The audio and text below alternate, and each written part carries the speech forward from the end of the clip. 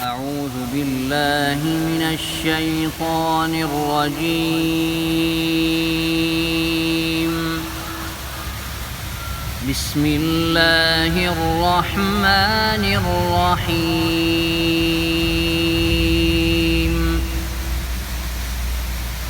شهر رمضان الذي أنزل فيه القرآن هدى للناس وبينات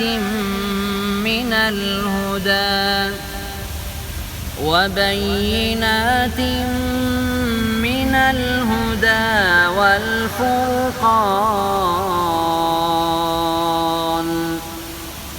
فمن شهد منكم الشهر فليصمه، ومن كان مريضا أو على سفر فعدة من أيام أخر، يريد الله بكم اليسر ولا يريد بكم العسر، ولتكملوا العدة ولتكبروا الله على ما هداكم ولعلكم تشكرون.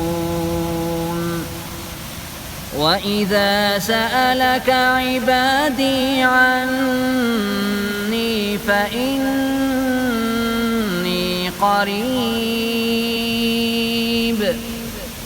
أجيب دعوة الداع إذا دعان، فليستجيبوا لي وليؤمنوا بي لعلهم يرشدون. صدق الله العظيم.